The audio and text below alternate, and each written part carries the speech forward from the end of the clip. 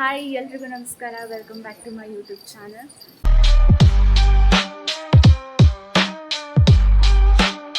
So ಇದು day 2 vlog ಆಗಿರುತ್ತೆ. So ಇವಾಗ ನಾನು ಮತ್ತು ದಿಯಾ ಅವ್ರ ಪಪ್ಪ ಮತ್ತು ಅಜ್ಜಿ ಎಲ್ಲ ರೆಡಿಯಾಗಿ ಅನ್ನಪ್ರಸನ್ನಕ್ಕೆ ಹೋಗ್ತಾ ಇದ್ದೀವಿ. ಸೊ ಇದು ಡೇ 2 ವ್ಲಾಗ್. ನೋಡೋಣ ಅನ್ನಪ್ರಸನ್ನ ಯಾವ ಥರ ನಡೆಯುತ್ತೆ, ನಾನು ನಿಮಗೆ ತೋರಿಸ್ತೀನಿ. ಬನ್ನಿ ಹೋಗೋಣ. ನೋಡಿ, ಸುತ್ತಮುತ್ತ ವ್ಯೂ ಈ ಥರ ಇದೆ. ಆ್ಯಕ್ಚುಲಿ ನಾವು ಇರೋ ರೂಮ್ ಇದು. ಸೊ ಇದು ವ್ಯೂ. ಸೊ ಈ ಥರ ಇದೆ. ಹೋಗ್ತಾ ಇದ್ದೀವಿ ಇವಾಗ. 7:30ಗೆಲ್ಲ ಸ್ಟಾರ್ಟ್ ಆಗುತ್ತೆ ಅಂತ ಹೇಳಿದರು. ಇವಾಗ ಟೈಮ್ ಬಂದು 6:42 ಆಗಿದೆ. ಸೊ ಮೊದಲು ದೇವ್ರ ದರ್ಶನ ಎಲ್ಲ ಮುಗಿಸ್ಕೊಂಡು ಆಮೇಲೆ ಅನ್ನಪ್ರಸನ್ನದ ಚೀಟಿನ ಸೇವಾ ಕೇಂದ್ರದಲ್ಲಿ ತೊಗೊಂಡು ಸೊ 7:30 ಸ್ಟಾರ್ಟ್ ಆಗುತ್ತೆ ಅಂತ ಹೇಳಿದ್ದಾರೆ. ಸೊ ಅಷ್ಟರಲ್ಲಿ ನಮ್ಮ ದರ್ಶನ ಮುಗಿಯುತ್ತೆ. ಸೊ ನೆಕ್ಸ್ಟ್ ನಾವು ಅನ್ನಪ್ರಸನ್ನಕ್ಕೆ ಹೋಗ್ಬೋದು ಅಂತ ಪ್ಲ್ಯಾನ್ ಮಾಡ್ಕೊಂಡಿದ್ದೀವಿ. ಸೊ ಇವಾಗ ಹೋಗ್ತಾ ಇದ್ದೀವಿ. ರೂಮಿಂದ ಟೆಂಪಲ್ಗೆ ವಾಕೇಬಲ್ ಡಿಸ್ಟೆನ್ಸು. ಸೊ ನಡ್ಕೊಂಡೇ ಹೋಗ್ತಿದ್ದೀವಿ. ಸೊ ನೋಡಿ ವ್ಯೂ ಯಾವ ಥರ ಇದೆ ಅಂತ ಹೇಳಿ.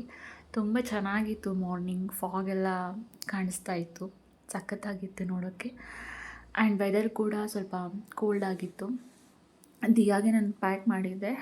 ಸೊ ಈ ವೆದರಲ್ಲಿ ನಡ್ಕೊಂಡು ಹೋಗ್ತಿದ್ದೀವಿ. ತುಂಬ ಚೆನ್ನಾಗಿತ್ತು. ಬನ್ನಿ ಯಾವ ಥರ ಇರುತ್ತೆ ಅನ್ನಪ್ರಸನ್ನ ಅಂತ ತೋರಿಸ್ತೀನಿ. ಸೊ ಇವಾಗ ಟೆಂಪಲ್ನ ರೀಚ್ ಆದ್ವಿ. ಸೊ ಮೇನ್ ಎಂಟರೆನ್ಸ್ ಹತ್ರ ಒಂದು ಸ್ವಲ್ಪ ಫೋಟೋಸ್ ಎಲ್ಲ ತೊಗೊಂಡ್ವಿ. ಅನ್ನಪ್ರಸನ್ನ ಆದಮೇಲೆ ನಾವು ಆ್ಯಕ್ಚುಲಿ ಬೇರೆ ಕಡೆ ಹೋಗೋ ಪ್ಲ್ಯಾನ್ಸ್ ಇತ್ತು. ಸೊ ಹಾಗಾಗಿ ಹರಿಬರಿ ಆಗುತ್ತೆ, ಫೋಟೋಸ್ ಎಲ್ಲ ತೊಗೊಳಕ್ಕಾಗಲ್ಲ ಅಂತ ಹೇಳಿ ಸೊ ಎಂಟರೆನ್ಸೇ ಒಂದು ಸ್ವಲ್ಪ ಫೋಟೋಸ್ ಎಲ್ಲ ತೊಗೊಂಡ್ಬಿಟ್ಟು ಇವಾಗ ಟೆಂಪಲ್ ಒಳಗಡೆ ಹೋಗ್ತಿದ್ದೀವಿ. ಡೈರೆಕ್ಟಾಗಿ ನಾವು ಮೊದಲು ಒಂದು ದರ್ಶನಕ್ಕೆ ಹೋಗಿದ್ದು. ಅಲ್ಲಿ ಎನ್ಕ್ವೈರಿ ಮಾಡಿದ್ವಿ. ಫಸ್ಟ್ ಅವರು ದರ್ಶನ ಮಾಡ್ಕೊಳ್ಳಿ, ಆಮೇಲೆ ಅನ್ನಪ್ರಸನ್ನಕ್ಕೆ ನೀವು ಹೋಗ್ಬೋದು ಅಂತ ಹೇಳಿದರು. ಸೊ ದರ್ಶನ ಮುಗಿಸ್ಕೊಂಡು ಈ ಥರ ಅನ್ನಪ್ರಸನ್ನ ಒಂದು ಚೀಟಿನ ತೊಗೊಂಡ್ವಿ. 300 ರೂಪೀಸ್ ನಮಗೆ ಚಾರ್ಜ್ ಮಾಡಿದ್ದು ಅಲ್ಲಿ. ಸೊ ಇವಾಗ ಕೂತ್ಕೊಂಡಿದ್ದೀವಿ ಅನ್ನಪ್ರಸನ್ನ ಮಾಡೋ ಪ್ಲೇಸಲ್ಲಿ. ನೋಡಿ ಎಷ್ಟು ಜನ ಇದ್ದಾರೆ ಅಂತ ಹೇಳಿ. ತುಂಬ ಜನ ಬಂದಿದ್ದರು. ನಾವು ಸ್ವಲ್ಪ ಬೇಗನೆ ಹೋಗಿದ್ವಲ್ಲ, ಸೊ ಹಾಗಾಗಿ ನಮ್ಮದು ಬೇಗನೆ ಆಯಿತು. ಸೊ ಇಲ್ಲಿ ಬಂದು ಬೆಳ್ಳಿ ಬಟ್ಲ ಮತ್ತು ಬೆಳ್ಳಿ ಸ್ಪೂನನ್ನು ನಾವೇ ತೊಗೊಂಡು ಹೋಗಬೇಕಾಗತ್ತೆ. ಸೊ ಅವರು ಬಂದು ನಿಮಗೆ ರವಾ ಸರಿನ ಕೊಡ್ತಾರೆ ತಿನ್ಸೋಕ್ಕೆ. ಆ್ಯಕ್ಚುಲಿ ನಾನು ಹೀಗೇನೆ ಇನ್ಸ್ಟಾಗ್ರಾಮಲ್ಲಿ ಅನ್ನಪ್ರಸನ್ನದ ವೀಡಿಯೋಸ್, ಬೇರೆದವ್ರ ವೀಡಿಯೋಸ್ನೆಲ್ಲ ನೋಡುವಾಗ ಅದರಲ್ಲಿ ಗೋಲ್ಡ್ ರಿಂಗಿಂದ ಫೀಡ್ ಮಾಡಿರೋವಂಥದ್ದೆಲ್ಲ ನೋಡಿದ್ದೆ. ಸೊ ಹಾಗಾಗಿ ನಾವು ಕೂಡ ತೊಗೊಂಡೋಗಿದ್ವಿ. ಬಟ್ ಅಲ್ಲಿ ಹೋದ್ಮೇಲೆ ಹೇಳಿದ್ರು ಹೊಸದೇನೆ ಪರ್ಚೇಸ್ ಮಾಡಬೇಕು, ಹೊಸದೇನೆ ಇರಬೇಕು ಅಂತೇಳಿ ನಾವು ಯೂಸ್ ಮಾಡಿದ್ದಿತ್ತು. ಸೊ ಹಾಗಾಗಿ ಅದನ್ನೇನು ಯೂಸ್ ಮಾಡಲಿಲ್ಲ. ಜಸ್ಟ್ ಬೆಳ್ಳಿ ಬಟ್ಲು ಮತ್ತು ಬೆಳ್ಳಿ ಸ್ಪೂನ್ ಇದ್ದರೆ ತುಂಬ ಶ್ರೇಷ್ಠ ಅಂತ ಹೇಳಿದರು. ಮೊದಲು ನಮಗೆ ಕೂಡಿಸ್ಬಿಟ್ಟು ಅನ್ನಪೂರ್ಣೇಶ್ವರಿಗೆ ನಮ್ಮ ಕಡೆಯಿಂದ ಪೂಜೆನ ಮಾಡಿಸ್ತಾರೆ. ಆಮೇಲೆ ಗಣಪತಿಗೆ ನಮ್ಮ ಕಡೆಯಿಂದ ಪೂಜೆನ ಮಾಡಿಸ್ತಾರೆ. ಸೊ ಸಂಕಲ್ಪ ಎಲ್ಲ ಮುಗಿಸ್ಕೊಂಡ್ಮೇಲೆ ಅವರು ರವಾ ಸರಿನ ಕೊಡ್ತಾರೆ. ಸೊ ಅದನ್ನು ಬೇಬಿಗೆ ಫೀಡ್ ಮಾಡೋವಂಥದ್ದು. ರವಾ ಸರಿ ತುಂಬಾ ಸ್ವೀಟಾಗಿತ್ತು. ಬೇಬಿಗೆ ಜಾಸ್ತಿ ಫೀಡ್ ಮಾಡಬಾರ್ದಂತ ಮುಂಚೆನೇ ಅವ್ರು ಹೇಳ್ತಾರೆ. ಸೊ ಒಂದು 5 ಟೈಮ್ಸ್ ಏನೋ ಫೀಡ್ ಮಾಡೋದಿರುತ್ತೆ. ತಂದೆ ಮತ್ತು ತಾಯಿ 5 ಟೈಮ್ಸ್ ಫೀಡ್ ಮಾಡೋದಿರುತ್ತೆ. ಸೊ ಹಾಗಾಗಿ ತುಂಬ ಓವರ್ ಫೀಡ್ ಮಾಡಬಾರ್ದು, ಸ್ವಲ್ಪನೇ ಫಸ್ಟ್ ಟೈಮ್ ಕೊಡ್ತಿರ್ತೀವಲ್ಲ. ಸೊ ಹಾಗಾಗಿ ಸ್ವಲ್ಪನೇ ಫೀಡ್ ಮಾಡಿ ಅಂತ ಅವರು ಕೂಡ ಹೇಳ್ತಾರೆ. ತುಂಬ ಸ್ವೀಟಾಗಿತ್ತು. ಸೊ ಹಾಗಾಗಿ ನಾವು ಸ್ವಲ್ಪನೇ ಫೀಡ್ ಮಾಡಿದ್ದು. ಆ್ಯಕ್ಚುಲಿ ಹೇಳಬೇಕಪ್ಪ ಅಂದರೆ ಫಸ್ಟು ನಾವು ಅನ್ನಪ್ರಸನ್ನಕ್ಕೆ ಹೋಗಿ ಕೂತ್ಕೊಂಡಾಗ ದಿಯಾ ಮಲಗಿಬಿಟ್ಲು. ಅವಳಿಗೆ ಆ್ಯಕ್ಚುಲಿ ಮಾರ್ನಿಂಗ್ 6 o'clockಗೇನೋ ಎಬ್ಸಿದ್ದು. ನಾನು ಎಬ್ಬಿಸ್ಬಿಟ್ಟು ರೆಡಿ ಮಾಡಿದೆ. ಸೊ ಹಾಗಾಗಿ ಅವಳದ ನಿದ್ದೆ ಎಲ್ಲ ಹಾಳಾಗಿಬಿಟ್ಟಿತ್ತು. ಅಲ್ಲಿ ಹೋಗಿ ದರ್ಶನ ಎಲ್ಲ ಮುಗಿಸ್ಕೊಂಡು ಅನ್ನಪ್ರಸನ್ನಕ್ಕೆ ಅಂತ ಹೋಗಿ ಕೂತ್ಕೊಂಡ್ಮೇಲೆ ಮಲಗಿಬಿಟ್ಲು. ಆ್ಯಕ್ಚುಲಿ ನಮ್ಮದೇ ಇದ್ದಿದ್ದು. ಫಸ್ಟಿಗೆ ನಾವೇ ಕೂರಬೇಕಾಗಿತ್ತು. ಸೊ ದಿಯಾ ಮಲಗಿದ್ದಾಳೆ ಅಂತ ಅಂದ್ಕೊಂಡು ಬೇರೆಯವ್ರಿಗೆ ಬಿಟ್ಕೊಟ್ವಿ. ಸೊ ಅದಾದಮೇಲೆ ದಿಯಾ ಎಬ್ಬಿಸ್ಬಿಟ್ಟು ನೆಕ್ಸ್ಟ್ ನಾವು ಅನ್ನಪ್ರಸನ್ನ ಕಂಪ್ಲೀಟ್ ಮಾಡ್ಕೊಂಡಿದ್ದು. ನಾನೇನೋ ಅವಳು ಯಾವ ಥರ ರಿಯಾಕ್ಟ್ ಮಾಡ್ತಾಳೆ, ತಿಂತಾಳೋ ಇಲ್ವೋ ಅಂತ ತುಂಬ ಟೆನ್ಷನ್ ಆಗಿದೆ. ಬಟ್ ಅವಳು ಎಂಜಾಯ್ ಮಾಡಿದ್ಲು. ಆ್ಯಕ್ಚುಲಿ ಹೇಳ್ಬೇಕಂದ್ರೆ ನಾವೇ ಸ್ವಲ್ಪನೇ ಫೀಡ್ ಮಾಡಿದ್ದು. ಸೊ ಅವಳು ಅಷ್ಟನ್ನು ಮಾತ್ರ ಎಷ್ಟು ನಾವು ಫೀಡ್ ಮಾಡಿದ್ದು ಅಷ್ಟನ್ನು ಎಂಜಾಯ್ ಮಾಡ್ಕೊಂಡು ತಿಂದಳು. ಬೇರೆ ಮಕ್ಕಳ ಥರ ಎಲ್ಲ ಮಾಡಲಿಲ್ಲ. ಅಲ್ಲಿ ಬಂದಿರೋ ಮಕ್ಕಳುಗಳೆಲ್ಲ ತುಂಬ ಜೋರಾಗಿ ಅಳಕ್ಕೆ ಸ್ಟಾರ್ಟ್ ಮಾಡಿದರು. ತಿಂತಾ ಇರಲಿಲ್ಲ. ಬಟ್ ಇವಳು ಆ ಥರ ಇಲ್ಲ. ನಿದ್ದೆಲಿದ್ದರೂ ಕೂಡ ಸ್ವಲ್ಪ ನಾವು ಫೀಡ್ ಮಾಡಿದಾಗ ಚೆನ್ನಾಗಿ ರೆಸ್ಪಾಂಡ್ ಮಾಡಿದ್ಲು. ಗಾಬರಿ ಆಗಲಿಲ್ಲ. ಸೊ ಖುಷಿಯಾಗಿದ್ಲು, ಎಂಜಾಯ್ ಮಾಡಿದ್ಲು. ಸೊ ಇವಾಗ ಇಲ್ಲಿ ಸಂಕಲ್ಪ ಎಲ್ಲ ಮುಗಿಸ್ಕೊಂಡು ಮಕ್ಕಳಿಗೆ ಅವರ ರಾಶಿ ಮೇಲೆ ಸ್ವಲ್ಪ ಪೂಜೆನ ಮಾಡ್ತಾರೆ. ಸೊ ಅದಾದಮೇಲೆ ನಮಗೆ ರವೆ ಸರಿನ ಕೊಡ್ತಾರೆ. ಸೊ ಆ ರವೆ ಸರಿನ ಫೀಡ್ ಮಾಡಿಸ್ಬೋದು. ಇನ್ನೊಂದೇನಪ್ಪ ಅಂದರೆ ಸೋದರ ಮಾವ, ತಾಯಿಯ ಅಣ್ಣ ಅಥವಾ ತಮ್ಮನ ಕೂಡ ನಿಮಗೆ ಇಲ್ಲಿ ಕರ್ಕೊಂಡು ಬರ್ಬೋದು. ಅಂದರೆ ಸೋದರ ಮಾವನ ಕಡೆಯಿಂದನೇ ಫಸ್ಟ್ ಬೇಬಿಗೆ ಫೀಡ್ ಮಾಡಿಸ್ಬೇಕು ಅನ್ನೋವಂಥದ್ದು ಒಂದು ಸಂಪ್ರದಾಯ. ಸೊ ಹಾಗಾಗಿ ಕೂಡ ನಮಗೂ ಕೂಡ ಕೇಳಿದ್ರು ಸೋದರ ಮಾವ ಬಂದಿದ್ದಾರೆ ಅಂತ ಹೇಳಿ. ನಮಗೆ ಇದ್ರ ಬಗ್ಗೆ ಗೊತ್ತಿರಲಿಲ್ಲ. ಸೊ ಹಾಗಾಗಿ ನಾವು ಕರ್ಕೊಂಡು ಹೋಗಿರಲಿಲ್ಲ ನನ್ನ ತಮ್ಮನ್ನ. ಸೊ ನಾವೇನೇ ತಂದೆ ತಾಯಿನೇ ಫೀಡ್ ಮಾಡಿದ್ವಿ. ಸೊ ನೋಡಿ ಅವಳ ರಿಯಾಕ್ಷನ್ ಯಾವ ಥರ ಇದೆ ಅಂತ ಇಲ್ಲಿ.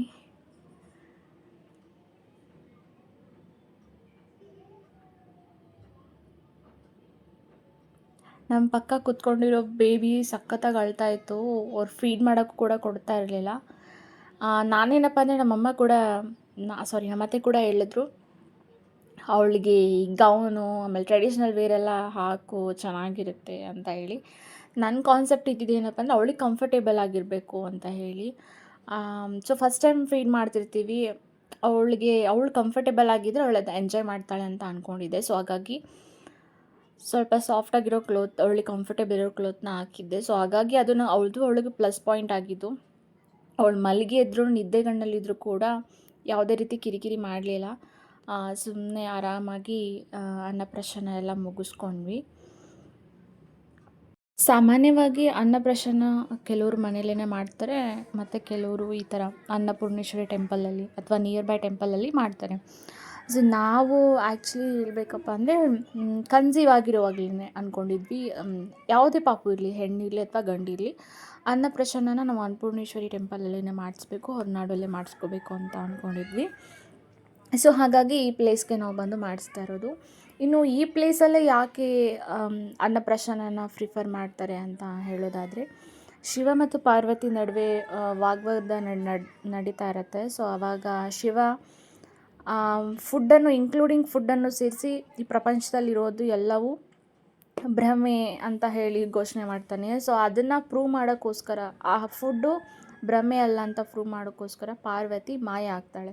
ಸೊ ಮಾಯ ಆಗಿರುವಾಗ ಈ ಭೂಲೋಕದಲ್ಲಿ ಸಸ್ಯಗಳಾಗಿರ್ಬೋದು, ಗಿಡಗಳಾಗಿರ್ಬೋದು, ಯಾವುದು ಕೂಡ ಬೆಳೆಯೋದೇ ಇಲ್ಲ, ಎಲ್ಲ ಸ್ಥಿರ ಆಗಿರುತ್ತೆ. ಸೊ ಆವಾಗ ಪಾರ್ವತಿನೇ ಕರುಣೆ ತೋರಿ ಈ ಪ್ಲೇಸಲ್ಲಿ ಅನ್ನಪೂರ್ಣೇಶ್ವರಿಯಾಗಿ ಎಲ್ಲರಿಗೂ ಅನ್ನವನ್ನು ನೀಡ್ತಾಳೆ ಅನ್ನೋವಂಥದ್ದು ಇಲ್ಲಿ ಪ್ರತೀತಿ ಇದೆ. ಸೊ ಹಾಗಾಗಿ ಇಲ್ಲಿ ಫುಡ್ಡನ್ನು ಇಲ್ಲಿ ಅನ್ನಪ್ರಾಶನನ ಮಾಡಿಸೋದ್ರಿಂದ ಒಳ್ಳೆಯದಾಗುತ್ತೆ ಅನ್ನೋದೊಂದು ನಂಬಿಕೆ. ಸೊ ಹಾಗಾಗಿ ನಾವು ಕೂಡ ಹೊರನಾಡು ಅಲ್ಲಿನೇ ಅನ್ನಪ್ರಾಶನನ ಮಾಡಿಸಿದ್ದು.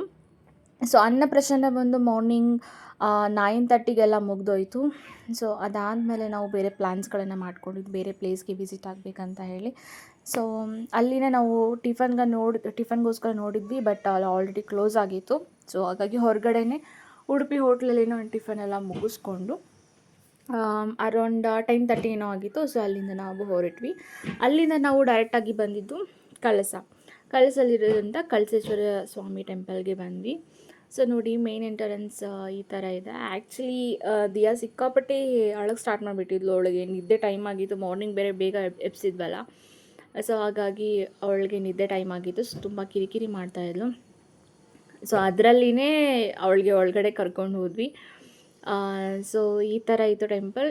ದರ್ಶನ ಎಲ್ಲ ಮುಗಿಸ್ಕೊಂಡು ಸೊ ಈ ಪ್ಲೇಸ್ ಬಗ್ಗೆ ಹೇಳೋದಾದರೆ, ಇದು ದಕ್ಷಿಣ ಕಾಶಿ ಅಂತಲೇ ಫೇಮಸ್ ಆಗಿದೆ. ಶ್ರೀ ಕಳಸೇಶ್ವರ ಸ್ವಾಮಿ ದೇವಸ್ಥಾನ ತುಂಬಾ ಚೆನ್ನಾಗಿದೆ ಟೆಂಪಲ್. ಆ್ಯಂಡ್ ಸುತ್ತಮುತ್ತ ನೇಚರ್ ಕೂಡ ತುಂಬ ಚೆನ್ನಾಗಿತ್ತು. ಇಲ್ಲಿ ನಾವು ಹೋಗಿರುವಾಗ ಸಿಕ್ಕಾಪಟ್ಟೆ ಕ್ರೌಡ್ ಇತ್ತು. ವೆಹಿಕಲ್ ಪಾರ್ಕ್ ಮಾಡೋಕ್ಕೂ ಕೂಡ ಸ್ಪೇಸ್ ಇರಲಿಲ್ಲ, ತುಂಬ ಜನ ಇದ್ದರು. ಸೊ ಅಲ್ಲಿಂದ ನಾವು ದರ್ಶನ ಮುಗಿಸ್ಕೊಂಡು ನೆಕ್ಸ್ಟ್ ನಾವು ಹೊರಟಿದ್ದು ಸಂಶಯ ಗಣಪತಿಗೆ ಹೊರಟ್ವಿ. ಅಲ್ಲಿ ನಾನು ಹೇಳಿದೆ ಅಲ್ಲ, ದಿಯಾಗೆ ನಿದ್ದೆ ಟೈಮ್ ಆಗಿದೆ ಅಂತ, ಅದರಲ್ಲೇ ಎಬ್ಬಿಸ್ಕೊಂಡು ಮತ್ತೆ ನಾವು ಕರ್ಕೊಂಡು ಹೋದ್ವಿ ಒಳಗಡೆ ಟೆಂಪಲ್ಗೆ. ಆ್ಯಂಡ್ ಅವಳಿಗೆ ಇನ್ನೊಂದೇನಪ್ಪ ಅಂದರೆ, ಈ ಟೆಂಪಲಲ್ಲಿ ಗಂಟೆ ಸೌಂಡು ಅಥವಾ ತುಂಬ ಜನ ಇದ್ದಿರುವಾಗ ಗಲಿಬಿಲಿ ಸೌಂಡೆಲ್ಲ ಅವಳಿಗೆ ಆಗಲ್ಲ, ಎಸ್ಪೆಷಲಿ ನಿದ್ದೆಗಣ್ಣಲ್ಲಿರುವಾಗ. ಸೊ ನಾವು ಹಾಗೆ ಕರ್ಕೊಂಡು ಹೋದ್ವಲ್ಲ, ಅಲ್ಲಿ ಟೆಂಪಲ್ ಎಂಟ್ರೆನ್ಸ್ ಒಳಗಡೆ ಹೋಗ್ತಾ ಇದ್ದಂಗೆ ಜೋರಾಗಿ ಅಳಕ್ಕೆ ಸ್ಟಾರ್ಟ್ ಮಾಡಿಬಿಟ್ಟು ಎಲ್ಲ ಗಂಟೆ ಬಾರ್ಸೋಕ್ಕೆ ಸ್ಟಾರ್ಟ್ ಮಾಡಿಬಿಟ್ರೆ ಅವಳಿಗೆ ಇರಿಟೇಷನ್ ಆಯ್ತಾಯಿತ್ತು. ಸೊ ಜೋರಾಗಿ ಅಳಕ್ಕೆ ಸ್ಟಾರ್ಟ್ ಮಾಡಿದ್ಲು. ಸೊ ಅಲ್ಲಿ ನನಗೆ ವಿಡಿಯೋ ಕ್ಯಾಪ್ಚರ್ ಮಾಡೋಕ್ಕೆ ಆಗಲಿಲ್ಲ. ಸೊ ಸ್ವಲ್ಪ ಫೋಟೋಸ್ ಏನೋ ತೊಗೊಂಡಿದ್ದೆ, ಸೊ ಅದನ್ನೇ ಹಾಕ್ತಿದ್ದೀನಿ. ಸೊ ಆಮೇಲೆ ಟೆಂಪಲೆಲ್ಲ ಮುಗಿಸ್ಕೊಂಡು ಹೊರಗಡೆ ಕಾಫಿ ಎಸ್ಟೇಟ್ ನೋಡೋಣ ಅಂತ ಬಂದ್ವಿ. ಸೊ ಅಲ್ಲಿ ದಿಯಾದೊಂದೆರಡು ಫೋಟೋನ ತೊಗೊಂಡ್ವಿ. ಕಾಫಿ ಎಸ್ಟೇಟೆಲ್ಲ ನೋಡಿಕೊಂಡು ನಾವು ಸ್ವಲ್ಪ ಫೋಟೋಸ್ನ ತೊಗೊಂಡು ನೆಕ್ಸ್ಟ್ ನಾವು ನಮ್ಮ ಜರ್ನಿನ ಸ್ಟಾರ್ಟ್ ಮಾಡಿದ್ವಿ. ಸೊ ನೆಕ್ಸ್ಟ್ ನಾವು ಹೋಗ್ತಾ ಇರೋದು ಬಾಳೆಹೊನ್ನೂರಿಗೆ.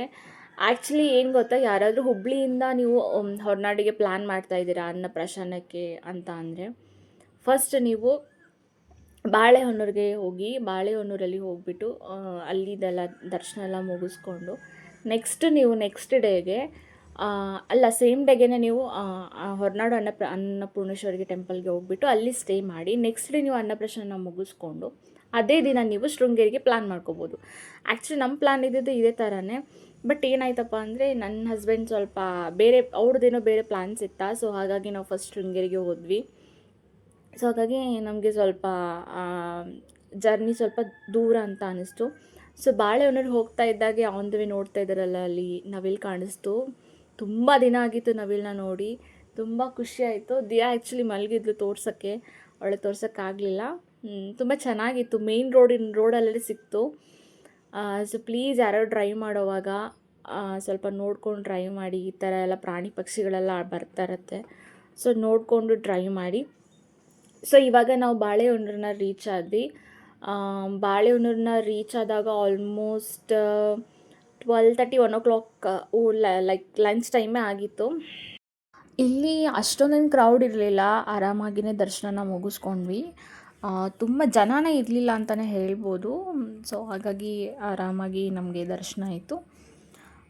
ಏನಪ್ಪ ಅಂದರೆ ನಾನು ಫಸ್ಟ್ ಟೈಮ್ ಈ ಪ್ಲೇಸ್ಗೆ ಬಂದಿದ್ದು. ಈ ಪ್ಲೇಸ್ ಅಂತಲ್ಲ, ಲೈಕ್ ಚಿಕ್ಕಮಂಗ್ಳೂರು ಸೈಡ್ ನಾನು ಇದೇ ಫಸ್ಟ್ ಟೈಮ್ ಈ ಟೆಂಪಲ್ಗಳೆಲ್ಲ ನೋಡಿದ್ದು. ಶೃಂಗೇರಿ ಇರ್ಬೋದು, ಹೊರನಾಡು ಇರ್ಬೋದು, ಆ್ಯಂಡ್ ಬಾಳೆಹೊನ್ನೂರು ಇರ್ಬೋದು. ಸೊ ಆ್ಯಕ್ಚುಲಿ ನನ್ನ ಹಸ್ಬೆಂಡ್ ಇಲ್ಲಿ ಹೋಗೋದು ಬೇಡ ಅಂತ ಹೇಳ್ತಾಯಿದ್ರು, ಬೇರೆ ಪ್ಲೇಸ್ ಯಾವುದಾದ್ರೂ ನೋಡೋಣ, ಯಾಕಂದರೆ ಅವ್ರು ನೋಡಿದರು. ಸೊ ಹಾಗಾಗಿ ಬೇರೆ ಪ್ಲೇಸ್ ಯಾವುದಾದ್ರೂ ನೋಡೋಣ ಅಂತ ಹೇಳ್ತಾಯಿದ್ರು. ಬಟ್ ಸ್ಟಿಲ್ ನನಗಿದು ನೋಡಲೇಬೇಕಂತ ಇತ್ತು. ಸೊ ಹಾಗಾಗಿನೇ ಇಲ್ಲಿಗೆ ಬಂದಿದ್ದು. ಸೊ ಫಸ್ಟ್ ನಾವು ಪಂಚಾಚಾರ್ಯ ದರ್ಶನನ ಮುಗಿಸ್ಕೊಂಡ್ವಿ. ಸೊ ನೋಡಿ ಟೆಂಪಲ್ ಒಳಗಡೆ ಈ ಥರ ಇದೆ. ತುಂಬ ಚೆನ್ನಾಗಿದೆ ಟೆಂಪಲ್, ಮಾತ್ರ ಪ್ರಶಾಂತವಾಗಿತ್ತು, ಕಾಮ್ ಆಗಿತ್ತು, ಯಾರೂ ಇರಲಿಲ್ಲ, ಡಿಸ್ಟರ್ಬೆನ್ಸ್ ಇರಲಿಲ್ಲ. ಸೊ ಆ್ಯಕ್ಚುಲಿ ಹೇಳ್ಬೇಕಂದ್ರೆ ದಿಯಾ ಆರಾಮಾಗಿದ್ಲು, ಚೆನ್ನಾಗಿದ್ಲು, ಅದೇ ಖುಷಿ. ಸೊ ಇಲ್ಲಿ ಪೂಜಾರಿಗಳು ಮಂತ್ರನ ಹೇಳ್ತಾಯಿದ್ರು. ಆವಾಗ ದಿಯಾ ಅವ್ರು ಯಾವ ಥರ ಹೇಳ್ತಾರಲ್ಲ ಅದನ್ನು ನೋಡಿ ಎನಾಕ್ಟ್ ಮಾಡ್ತಾಯಿದ್ರು. ಅದನ್ನು ನಾನು ವೀಡಿಯೋನ ಕ್ಯಾಪ್ಚರ್ ಮಾಡ್ತಾಯಿದ್ದೆ. ಬಟ್ ಯೂಶ್ವಲಿ ಗೊತ್ತಲ್ವ, ಯಾವ ಟೆಂಪಲಲ್ಲಿನೂ ವೀಡಿಯೋನ ಮತ್ತು ಫೋಟೋಸ್ನ ಕ್ಯಾಪ್ಚರ್ ಮಾಡೋಕ್ಕೆ ಕೊಡೋಲ್ಲ. ಅವ್ರು ಹೇಳಿದರು ಕ್ಯಾಮ್ರಾಗಳಿದೆ, ಸೊ ವೀಡಿಯೋನ ಕ್ಯಾಪ್ಚರ್ ಮಾಡೋಂಗಿಲ್ಲ ಅಂತ ಹೇಳಿ. ಸೊ ಅದನ್ನ ಅರ್ಧಕ್ಕೇ ಸ್ಟಾಪ್ ಮಾಡಿಕೊಂಡೆ. ಸೊ ಅದಾದಮೇಲೆ ನಾವು ಹೊರಗಡೆ ಬಂದ್ವಿ. ಸೊ ಅಲ್ಲಿ ಎಂಟ್ರನ್ಸ್ ಒಬ್ಬರಿದ್ದರು, ಲೈಕ್ ಅನ್ನದಾನ ಏನಾದರೂ ಮಾಡ್ಬೋದು ಅಂತ ಹೇಳಿದರು. ಸೊ ನಾವು 100 ರೂಪೀಸ್ ಏನೋ ಕೊಟ್ಟಿದ್ದು, 4 ಪ್ಲೇಟ್ ತುಂಬ ನಮಗೆ ಅಕ್ಕಿನ ಕೊಟ್ಟರು ದಾನ ಮಾಡೋಕ್ಕೆ. ಒಳಗಡೆ ಒಂದು ಬಾಕ್ಸ್ ಇದೆ, ಅದೇ ಬಾಕ್ಸ್ಗೆ ನಾವು ದಾನಾನ ಹಾಕುವಂಥದ್ದು. ಸೊ ಫಸ್ಟ್ ನಾವು ದಿಯಾ ಕಡೆನೇ ಮಾಡಿಸ್ಬೇಕು ಅಂತ ಅಂದ್ಕೊಂಡಿದ್ವಿ. ಸೊ ಹಾಗಾಗಿ ದಿಯನ್ಗೆ ಪ್ಲೇಟ್ನ ಕೊಟ್ವಿ. ಅವಳು ಏನು ಮಾಡ್ತಾಳೆ ನೋಡೋಣ ಅಂಥೇಳಿ. ನೋಡಿ ಯಾವ ಥರ ಚೆನ್ನಾಗಿ ಹಾಕ್ತಿದ್ದಾಳೆ ಅಂತ, ತುಂಬ ಖುಷಿ ಆಯಿತು ಅದನ್ನು ನೋಡಿ. ಸೊ ಹಾಗೇ ಎಲ್ಲನೂ ಮುಗಿಸ್ಕೊಂಡ್ವಿ. ಸೊ ಇದಾದಮೇಲೆ ನಾವು ಹೊರಗಡೆ ಹೋಗ್ತಾ ಇದ್ವಿ ಬೇರೆ ಟೆಂಪಲ್ನ ನೋಡೋಕ್ಕೆ ಅಂತ ಹೇಳಿ. ಬಟ್ ಅಲ್ಲಿ ಇರೋ ಪೂಜಾರಿಗಳು ಹೇಳಿದರು, ಇವಾಗ ಆಲ್ರೆಡಿ ಲಂಚ್ ಟೈಮ್ ಆಗಿದೆ, ಸೊ ಮೊದಲು ನೀವು ಊಟನ ಮುಗಿಸ್ಕೊಂಡ್ಬಿಟ್ಟು ಬೇರೆ ಟೆಂಪಲ್ಸ್ಗಳನ್ನು ನೋಡ್ಕೋಬೋದು ಅಂತ ಹೇಳಿದರು. ಬೇರೆ ಟೆಂಪಲ್ಸ್ ಇನ್ ದ ಸೆನ್ಸ್ ಅಲ್ಲಿ ವೀರಭದ್ರೇಶ್ವರ ಟೆಂಪಲ್ ಇದೆ, ಆಮೇಲೆ ಚೌಡೇಶ್ವರಿ ದೇವಿ ಟೆಂಪಲ್ಗಳಿದೆ ಅದೇ ಕಾಂಪೌಂಡ್ ಒಳಗಡೆ. ಸೊ ಹಾಗಾಗಿ ನಾವು ಅಲ್ಲಿ ಹೋಗ್ತಾ ಇದ್ವಿ. ಸೊ ಇವರು ಈ ಥರ ಹೇಳಿದ್ರು, ಲಂಚ್ ಫಸ್ಟ್ ಮುಗಿಸ್ಕೊಳ್ಳಿ ಅಂತ ಹೇಳಿ. ಸೊ ಸರಿ ಆಯ್ತಂತ ಅಂದ್ಕೊಂಡು ಮೊದಲು ಊಟನ ಮುಗಿಸ್ಕೊಂಡು ಆಮೇಲೆ ದರ್ಶನ ಮಾಡ್ಕೊಳ್ಳೋಣ ಅಂತ ಅಂದ್ಕೊಂಡು ಇವಾಗ ಊಟಕ್ಕೆ ಹೋಗ್ತಿದ್ದೀವಿ. ಸೊ ಆ್ಯಸ್ ಯೂಶ್ವಲ್ ದಿಯಾ ಹೊರಗಡೆ ಇರೋವಾಗ ತುಂಬ ಚೆನ್ನಾಗಿರ್ತಾಳೆ, ತುಂಬ ಎಂಜಾಯ್ ಮಾಡ್ಕೊಂಡಿರ್ತಾಳೆ. ಬಟ್ ಊಟಕ್ಕೆ ಹೋಗುವಾಗ ಅಥವಾ ಊಟಕ್ಕೆ ಹೋದ್ಮೇಲೆ ಸ್ಪೆಷಲಿ ನಾನು ಊಟ ಮಾಡುವಾಗ ತುಂಬ ಕಿರಿಕಿರಿ ಮಾಡ್ತಾಯಿದ್ಲು. ಸೊ ಅಗೇನ್ ಇಲ್ಲಿ ದಿಯಾ ಅವ್ರ ಪಪ್ಪ ಮತ್ತು ದಿಯಾ ಅವ್ರ ಅಜ್ಜಿ ಫಸ್ಟ್ ಊಟನ ಮುಗಿಸ್ಕೊಂಡ್ರು. ಅದಾದಮೇಲೆ ನಾನು ಮಾಡಿದೆ. ಊಟ ಮಾತ್ರ ತುಂಬಾ ಚೆನ್ನಾಗಿತ್ತು. ನಾವು ಹೋಗಿರುವಾಗ ಒಂದು ಸ್ವೀಟ್ ಇತ್ತು, ಆಮೇಲೆ ರೈಸ್ ಸಾಂಬಾರಿತ್ತು, ತುಂಬ ಚೆನ್ನಾಗಿ ಮಾಡಿದರು. ಸೊ ಅಲ್ಲೇ ನಾವು ಊಟನ ಮುಗಿಸ್ಕೊಂಡ್ವಿ. ನೋಡಿ ಯಾವ ಥರ ಕ್ವಾಟ್ಲೆ ಕೊಡ್ತಿದ್ದಾಳೆ ಅಂತ ಹೇಳಿ. ಪ್ಲೇಟ್ನ ಎಳೆಯೋದು, ರೈಸ್ನ ಲೈಕ್ ಇವಾಗ ಚಿಕ್ಕ ಮಕ್ಕಳಿಗೆ ತಿನ್ಬೇಕಂತ ಇಂಟ್ರೆಸ್ಟ್ ಇರುತ್ತಲ್ವ, ಸೊ ಆ ಥರ ಎಲ್ಲ ಮಾಡ್ತಾಯಿದ್ಲು. ಬಟ್ ತುಂಬ ಹಾರ್ಡ್ ಇತ್ತು ರೈಸು, ಹಾಗಾಗಿ ಅವಳಿಗೆ ನಾವು ಫೀಡ್ ಮಾಡೋಕ್ಕಾಗಲಿಲ್ಲ. ಸೊ ಹಾಗಾಗಿನೇ ಫಸ್ಟ್ ನಾನು ಅವಳನ್ನ ಎತ್ಕೊಂಡು ಹೊರಗಡೆ ಹೋದೆ. ಆಮೇಲೆ ಅವ್ರ ಪಪ್ಪ ಮತ್ತು ಅಜ್ಜಿನ ಊಟನ ಮುಗಿಸ್ಕೊಂಡು ಆಮೇಲೆ ನಾನು ಕಂಪ್ಲೀಟ್ ಮಾಡ್ಕೊಂಡು ಬಂದೆ. ಆ್ಯಂಡ್ ಇದು ಬಂದು ವೀರಭದ್ರ ಮುನಿಗಳ ಜೀವಂತ ಸಮಾಧಿ ಅಂತೆ. ಸೊ ನಾನು ಇದೇ ಫಸ್ಟ್ ಟೈಮ್ ಅಲ್ವಾ ಹೋಗಿದ್ದು. ಸೊ ಅಲ್ಲಿರೋ ಪೂಜಾರಿಗಳು ಹೇಳ್ತಾಯಿದ್ರು ಇದು ಜೀವಂತ ಸಮಾಧಿ ಇದೆ ನೋಡಿ ಅಂತ ಹೇಳಿ. ಕೆಳಗಡೆ ಸ್ಟೆಪ್ಸ್ ಇದೆ, ಸ್ಟೆಪ್ಸ್ನ ಇಳ್ಕೊಂಡು ಹೋಗಬೇಕು. ಸೊ ವೀರಭದ್ರ ಮುನಿಗಳ ಜೀವಂತ ಸಮಾಧಿ ಇದು. ಸೊ ಇಲ್ಲಿ ಕೂಡ ನಾವು ದರ್ಶನನ ಮುಗಿಸ್ಕೊಂಡ್ವಿ. ಆ್ಯಕ್ಚುಲಿ ಹೇಳ್ಬೇಕಂದ್ರೆ ರಂಭಾಪುರಿ ಪೀಠದ ಬಗ್ಗೆ ತುಂಬಾ ಹಿಸ್ಟ್ರಿ ಇದೆ. ವೀರಶೈವ ಧರ್ಮದ ಪ್ರಮುಖವಾದ ಮೂಲ ಸ್ಥಾನ ಅಂತಲೇ ರಂಭಾಪುರಿ ಪೀಠನ ಹೇಳ್ಬೋದು.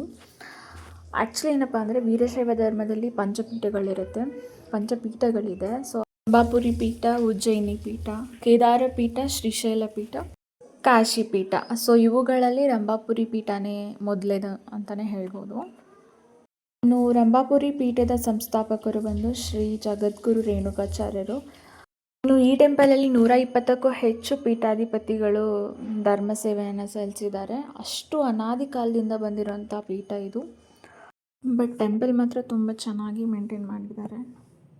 ಇವಾಗಲೂ ಕೂಡ ಅನಿಸೋದೇ ಇಲ್ಲ ಅದು ತುಂಬ ಓಲ್ಡ್ ಟೆಂಪಲ್ ಅಂತ. ತುಂಬ ಚೆನ್ನಾಗಿ ಮೇಂಟೈನ್ ಮಾಡಿದ್ದಾರೆ. ಸೊ ಅಲ್ಲಿ ಕೂಡ ಪಕ್ಕದಲ್ಲಿ ಚೌಡೇಶ್ವರಿ ಟೆಂಪಲ್ ಇತ್ತು. ಸೊ ಅಲ್ಲಿ ಕೂಡ ದರ್ಶನ ಮುಗಿಸ್ಕೊಂಡ್ವಿ. ಅದಾದಮೇಲೆ ವೀರಭದ್ರೇಶ್ವರ ಟೆಂಪಲ್ ಕೂಡ ಇತ್ತು. ಸೊ ಅಲ್ಲಿ ಕೂಡ ದರ್ಶನ ಮುಗಿಸ್ಕೊಂಡ್ವಿ. ಅಲ್ಲಿ ನನಗೆ ವೀಡಿಯೋನ ಕ್ಯಾಪ್ಚರ್ ಮಾಡೋಕ್ಕಾಗಲಿಲ್ಲ. ಸೊ ಹಾಗಾಗಿ ಅಲ್ಲಿ ವೀಡಿಯೋ ಕ್ಯಾಪ್ಚರ್ ಮಾಡಲಿಲ್ಲ.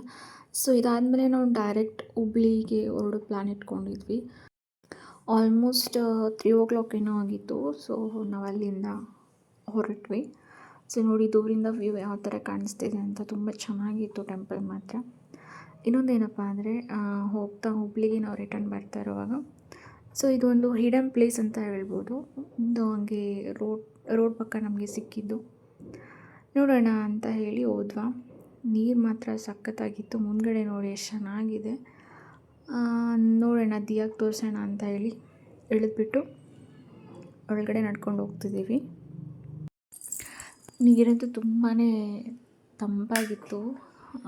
ಈ ಫೈರ್ ಕ್ಯಾಂಪೆಲ್ಲ ಹಾಕ್ತಾರೆ ನೋಡಿ ನೈಟ್ ಟೈಮಲ್ಲೆಲ್ಲ, ನದಿ ಪಕ್ಕ ಎಲ್ಲ. ಸೊ ಆ ಥರ ಎಲ್ಲ ಇಲ್ಲಿ ಹಾಕೋಬೋದು ಅಂತ ಅನ್ನಿಸ್ತು. ತುಂಬಾ ಚೆನ್ನಾಗಿತ್ತು ನೋಡೋಕ್ಕೆ. ಸೊ ಹಾಗೆಯೇ ದಿಯಾಗೆ ಸ್ವಲ್ಪ ಎಲ್ಲ ತೋರಿಸ್ತಾ ಇದ್ವಿ.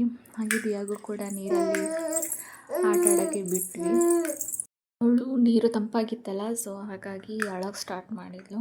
ಸೊ ಅಲ್ಲಿ ಸ್ವಲ್ಪ ಟೈಮ್ನ ಸ್ಪೆಂಡ್ ಮಾಡಿ ಮತ್ತು ಇವಾಗ ರಿಟರ್ನ್ ಹುಬ್ಳಿಗೆ ಹೋಗ್ತಾ ಇದ್ದೀವಿ. ಇನ್ನು ಹುಬ್ಳಿನ ರೀಚ್ ಆದಾಗ ಆಲ್ಮೋಸ್ಟ್ ನೈಟ್ 10 ಏನೋ ಆಗಿತ್ತು. ಸೊ ಆನ್ ದ ವೇನೇ ನಾವು ಹೋಟ್ಲಲ್ಲಿ ಊಟನ ಮುಗಿಸ್ಕೊಂಡು ಬಂದ್ವಿ. ಎಸ್ ಗೈಸ್, ಇದಾಗಿತ್ತು ದಿಯಾಳ ಅನ್ನಪ್ರಸನ್ನದ ಫೈನಲ್ ವ್ಲಾಗ್. ತುಂಬ ಲೇಟಾಗಿ ಅಪ್ಲೋಡ್ ಮಾಡ್ತಾ ಇದ್ದೀನಿ. I am really sorry. And ಈ ವ್ಲಾಗ್ ನಿಮ್ಗೆ ಇಷ್ಟ ಆಗಿದ್ರೆ ದಯವಿಟ್ಟು ಲೈಕ್ ಮಾಡಿ, ಶೇರ್ ಮಾಡಿ ಆ್ಯಂಡ್ ನಿಮ್ಮ ಫ್ಯಾಮಿಲಿ ಫ್ರೆಂಡ್ಸ್ಗೆ ಶೇರ್ ಮಾಡಿ. ಪ್ಲೀಸ್ ನನ್ನ ಚಾನಲ್ ಸಬ್ಸ್ಕ್ರೈಬ್ ಮಾಡಿ.